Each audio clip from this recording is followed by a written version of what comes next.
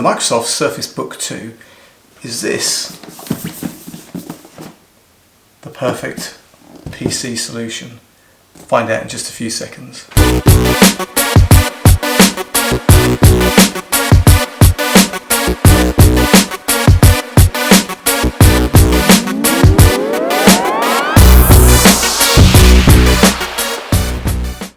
What's up YouTube, Dave here with Seeing Through a Lens, and thanks for stopping by the channel. If you haven't stopped by here before, please be sure to click on that subscribe button and click on the bell icon so you can be notified of new videos. So I kind of bought this Surface Book 2. Before this I had the Surface Pro 2017 model, and you know, it was a great machine, but in terms of video rendering and stuff like that, it really lacked power. Before that I'd had various other Surface machines, and I've also had a whole number of different Mac products, Apple Mac products. But I thought I found the perfect solution here. This is a 13-inch i7 CPU with 16 gig of RAM, and in the base, which you can detach the screen, as you guys probably know, in the base you've got a GPU and additional battery power. So you know what? It's really good. It's a really good machine. The only letdown of this machine is that it runs Windows. Now, even though at work we are a Windows house, there are certain applications whereby I have to use Windows. However, I don't like it. To me, it always feels laggy. It doesn't really matter how much memory you've got or what kind of processor you've got. It's the operating system. You know, it just seems to just do a lot. You open up something like the Task Manager, there's just like process after process after process. And you know what? I don't know. I just don't like it. Don't get me wrong. This machine is actually brilliant. If you like Windows, it's fantastic. Did I detach the screen much and use it as a tablet? No. The only time I pretty much detached the screen was to show people. So the two-in-one thing, I thought, yeah, I'm going to be sitting on a plane and holding the tablet part of it and watching movies and stuff like that. No. Windows in a tablet, it's not a great experience. The only tablet experience, in my opinion, that's a great experience is the iPad. So I'm afraid that's just the way I feel. So I wanted power. I wanted some decent GPU. Although, let me tell you, editing video on an iPad Pro is actually pretty cool. It's a great experience. However, I wanted power, GPU and all of the rest of it, but I just didn't like Windows. So what have I done? Lo and behold, the beauty that is the brand new 2019 15-inch MacBook Pro. This is a beast. This is an i9 processor, or 9th generation processor, with 8 cores. It's got the new butterfly keyboard. I think it's the 4th generation, but that remains to be seen as to whether or not it's actually any good yet, because they have been working on it. 3 different iterations. Touch bar, Touch ID. This has got an ATX Radeon 560 dedicated graphics card. 4 Thunderbolt ports, Thunderbolt 3. Half a terabyte of SSD. I think it's a freaking beast. So this, my friends, is my solution to having a decent, powerful machine that doesn't run Windows. Don't get me wrong, I am going to have to put VMware on this, or Parallels or something like that, and put Windows OS on there. Painful, I know. But it's a MacBook. And boy, do they look good.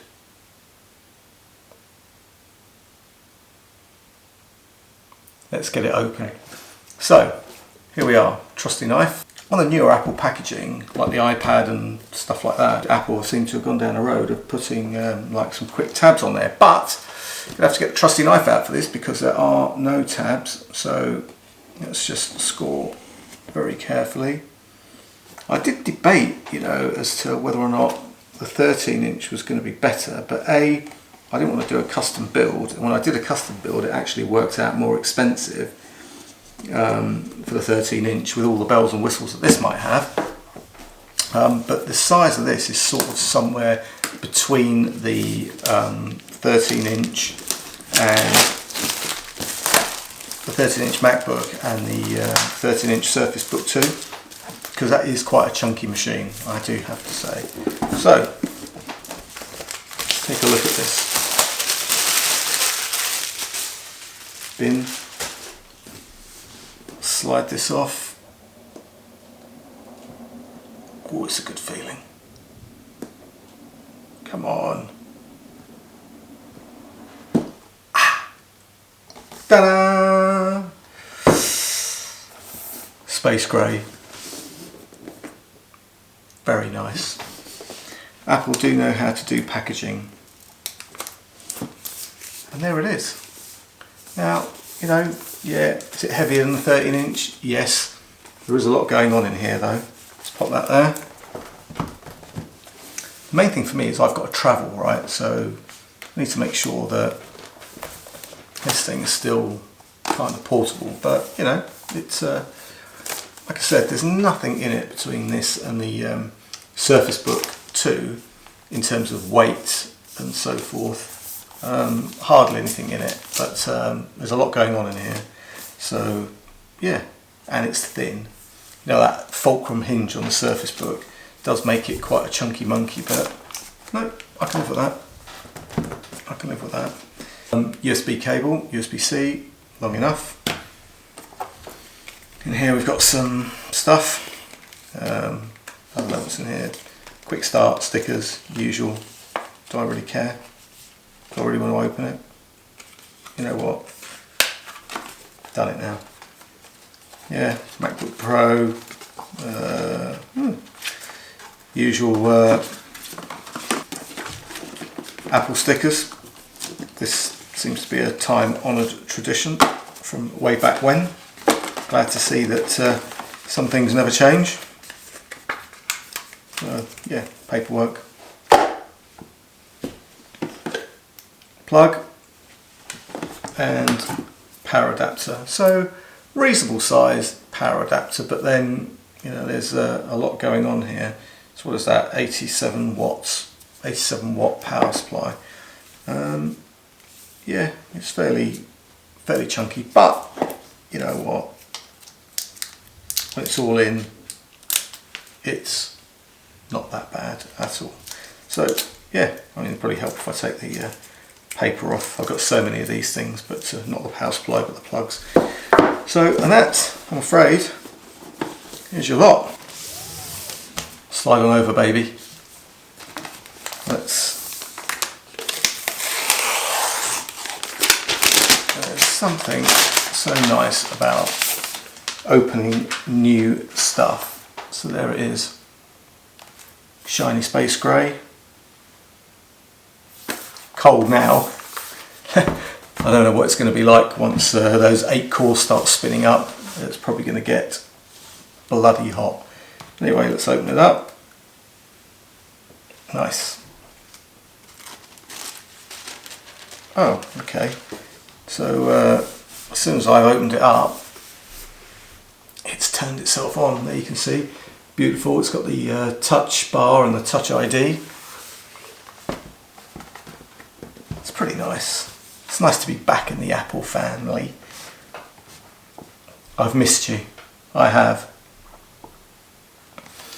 Oh, so this wants me to go ahead and set things up now. Drücke den Zeilenschalter, Deutsch als Standardsprache zu verwenden. Okay, so the speakers sound good, and German. Let's try. How about this?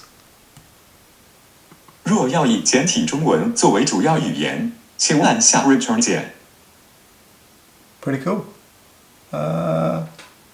Per usare l'italiano come lingua principale, premi il tasto a capo. I like it. To use Australian English as the main language, press the return key. Prima a tecla Return para usar o português europeu como idioma principal. I'm not going to lie, I can sit here and do this all day. What's this? Ana dil olarak Türkçeyi kullanmak için return tuşuna basın.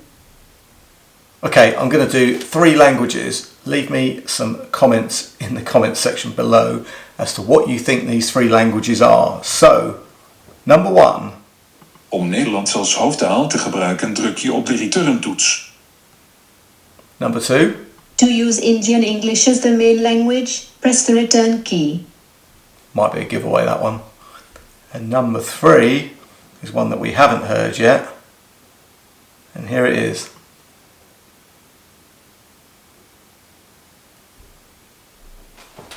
This could be from a monastery because it's not doing anything. Let's try another one. Chcete-li použít češtinu jako hlavní jazyk, stiskněte klávesu Return. Anyway guys, let me know in the comment section below. 3 languages, 1, 2 and 3. So I think... To use English as the main language, press the return key. Okay, that's not even the right English. Try To this use one. British English as the main language, press the return key. Can you believe it? They're doing Chinese and Portuguese and whatever better than English. Anyway, that's fair enough.